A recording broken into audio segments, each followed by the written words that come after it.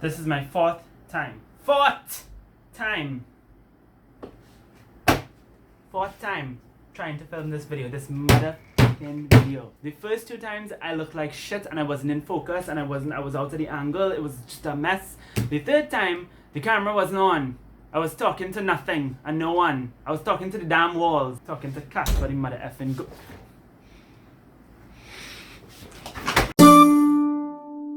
Hi everybody, hope y'all are doing well. I'm great, just having a mental breakdown. Just dealing with the fact that over the past 2 months, even though it was Ramadan and Pride Month and I should have been healing and feeling like a better person, I've just been feeling like nothing but shit since the year has started. Hopefully that changes in July.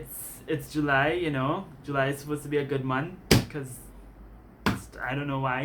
Big up to the Leos and the, what's the other ones? The Cancers. And now we have a camera shift because the camera almost fell. Like, it's just... Today's a great day. Okay, anyways, let's talk about the books that I read over the past 2 months. I read 5 books in the past 2 months. As I said, I just have not been having the best couple of months. Like, it's not been bad. Like, my life is fine. I just haven't been in the best headspace. I mean, I don't think I've ever been in a good headspace in the 22 years that I've been on this planet. But the last 2 months especially have been kind of rough-ish for me. So yeah, I just didn't really read as much as I wanted to, even though I had the time and I had the ability. I just didn't have the zeal, you know. In May, I ended up reading 3 books. I read 2 poetry collections. One of them, I don't even remember the name of it. Something to do with the moon. Tina Salona Brown, I think, is the author. It's about love and war and gender and some stuff. So I only know that because the summary says that the author is Vietnamese, I believe, or she's of a Vietnamese background. So I think that informs some of the things that were addressed in it as well. I just don't really care for poetry, and it's an art form that I've always struggled with, but that I would like to I would like to like one day. But this just wasn't it for me, so I didn't even rate it. I'll leave the Goodreads down below if you want to read it for yourself. But for me, it didn't really impact me in any positive way because I didn't understand what the author was talking about. I lacked the context. But that wasn't the case for the next poetry collection that I read, which I lent to my friend Keisha. Big up Keisha.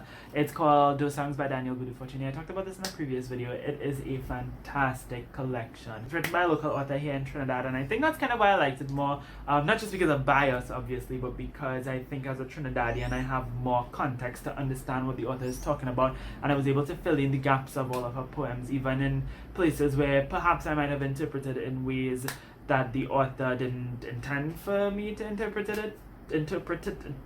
You know what I'm trying to say? Yeah, I think I was able to connect it a lot more because it is a local poetry collection, and I feel like perhaps that's what I need to do to get into poetry. I need to read my own people first. What I like about this collection is that Daniel Budu-Fortuné talks a lot about womanhood and gender and femininity and the human body, and she connects that to the land, kind of shows that, you know, we're not from the land, but we're of the land. Ooh, you know, that's so, ooh, I could write poetry too.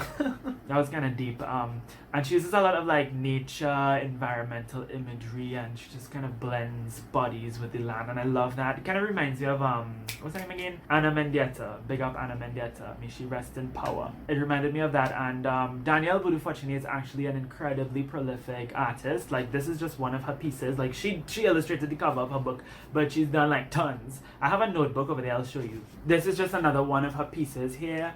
It's really, really beautiful. So yeah, I definitely recommend reading her poetry, but if not, just go follow her on Instagram at @dbudu-fortuné and just look at all of her pretty art. It's gorgeous. The next book that I read was Hunger by Roxane Gay, and it's really difficult for me to talk about what this book is about and what I have to say about it because it's just so personal to the author that it feels invasive of me to talk about this book. Roxane Gay is one of my favorite writers, and this is her memoir, and all you really need to know about it is that she really honestly and openly talks about her experience being a woman of size, and how fat bodies are not accommodated for, how they're not respected, and how they're not seen as bodies that are worthy of happiness in the world that we live in today. She talks a lot about her own struggle with weight, with her relationship with her body, with her relationship with food, and how all of that is informed by something very traumatic that she went through when she was a child. And yeah, she just really brutally, honestly talks about how she feels about her own body and how, you know, her body informs how people understand her in this world. And it's just a very, very, very raw, open memoir that I really appreciate. I appreciate that she went the length to tell her story like this, because I could imagine how emotional it might have been for her. I love how she deconstructs the whole idea that you need to discipline your body and conform it to the standards in order to be seen as human. I like how she does that, and I like how also this book is not some kind of fake, over the top, like body posy, we're all beautiful kind of thing, because that's not really the case. Everything is more nuanced than that. I can't even articulate my thoughts on it because it's just so much, you know. Definitely pick it up, definitely read it, and if you're sensitive to sexual assault, body dysmorphia, eating disorders, anything like that, definitely be more cautious going into this book. Tread carefully, but if you think you can handle it, please read it because it's fantastic. Now we're into the 2 books that I read in June. I only read 2 books this month, and they were both magical realism-esque books set on islands about young girls trying to find their mothers.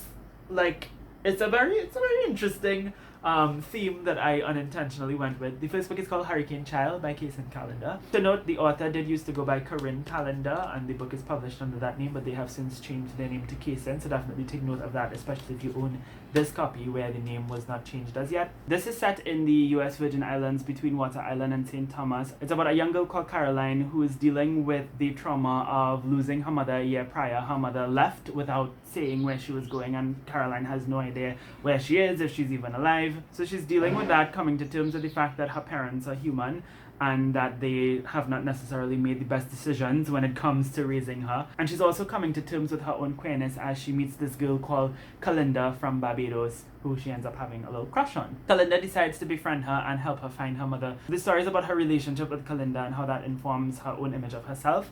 And it's about her just trying to find her mother and to see if her mother is still alive, to see where she is. There is an element of magic to it. I wouldn't even say it's like full-on magical realism, but there is this ghost that follows her around. And I believe that the ghost was just there to kind of be like an allegorical representation of the things that she was going through in this story. I don't know, I could be wrong, but it's kind of left open for interpretation for the readers, and I appreciated it. It was a cute touch. I think the writing was pretty great. The main character was well developed and stuff. The plot was very engaging, and the messages and the themes that the book tries to convey to young readers, I think, is healthy and great. It's so fantastic to see a queer middle grade story in general, but especially set in the Caribbean. I don't think we have enough of those. My only qualm is that I felt like all of the characters besides Caroline were not well developed, and they were just there to kind of serve as like a plot device in Caroline's story. For example, Kalinda, she just didn't really feel like a real character. She just felt almost like this manic pixie dream girl that was just there to further Caroline's development as a character,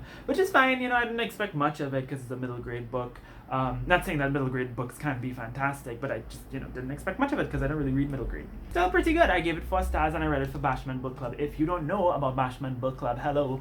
I host a Caribbean book club with Paige and Linnell called Bashman Book Club. Every few months we read a Caribbean book. We have a cute little live show. We usually end the live show singing some Rihanna song. Last time it was Man Down. Oh my god, I love it. Like, I'm gonna start from this specific, right? Wait, first of all, can I even dance to this? Isn't it slow? No, you could bop. Oh, okay. A good. It's I did funny like to the call wedding up like story. this too when I she like fits right down in your shoe. What you expect me to do?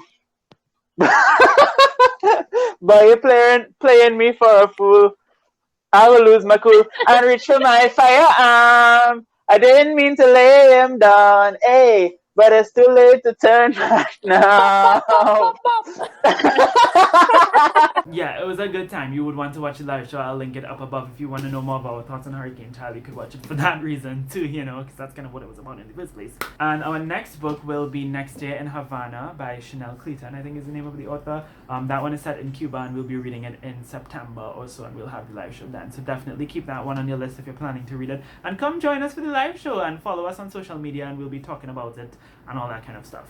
So you don't have to worry. Last book I have to talk about is The Astonishing Color of After by Emily X. Arpan. Main character in this book flew to Asia, and so did my wig. It is a fantastic magical realism story about a young girl called Lee who's dealing with the grief of having lost her mother recently to suicide. After her mother's death, she starts to see this red bird appearing outside her house, like looking into her window and shit, real scary shit. And not only does she believe this bird to be a reincarnation of her mother, but she thinks that the bird is trying to tell her to go back to Taiwan, where her mother was originally from. One thing you need to know about Lei's mother is that her background in Taiwan was always an enigma to Lei. She was estranged from her family, they never took any family trips there. Lei doesn't know anything about her mother's Taiwanese background, so she feels like this trip to Taiwan that she's about to take, yeah, she takes a trip to Taiwan, the majority of the book is set there, she gets flued out, all expenses is paid for. She knows that this trip would be a very revealing trip to her, which it is, because the story just follows her as she's connecting with her ancestral homeland for the first time, cultivating a relationship with her maternal side of the family for the first time, and just through a series of flashbacks and just magic and all these fantastical things, she slowly but surely gets to uncover the secrets of her mother's past. Now, I did kind of guess the plot twist, but I was still shook. It was that good, y'all. I really enjoyed this story. I think first of all, the way that all the timelines were blended together, the way that the magical aspects of the book and the more surreal aspects of the book, plus the realistic, more YA contemporary, familiar aspects of the book were blended together, were just done so well. The story didn't feel disjointed, it didn't feel all over the place for me personally. It flowed well, it was cohesive, and I think that really speaks to XR Pan's talent as an author, and this is her debut novel. More important than that, it's a story about grief, it's a story about family, it's a story about honoring your past and knowing that no matter what you leave in your past, no matter who dies, no matter who is no longer a part of your life, they still will always be with you, because your past and your memories and the things that constitute your foundation in that sense will always be a part of you, because that's what made you in the first place.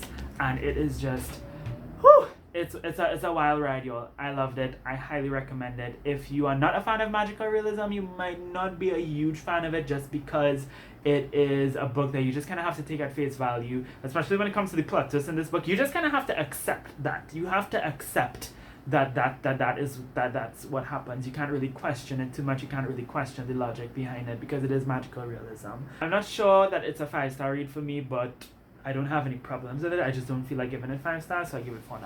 So yeah, that's everything that I read over the past 2 months. Hopefully I don't have to film this video a 5th time. Thank you all so much for watching this video. Let me know your thoughts on any of these books if you read them in the comments down below. Like this video if you liked it. Subscribe if you want to see more of my face, hopefully minus the breakout. Share the video on social media. Let the hoes know who I is and what I have to say about the books they read in. And follow me on Instagram and Twitter, because why not? Even though I should probably stay off of Instagram and Twitter, because I suspect that those two things are making me very unhappy, because social media tends to have that effect on me. Anyways, my battery is dying. Bye. Thanks for watching. Next time, inshallah, keep reading. You can't even remember my own damn outro.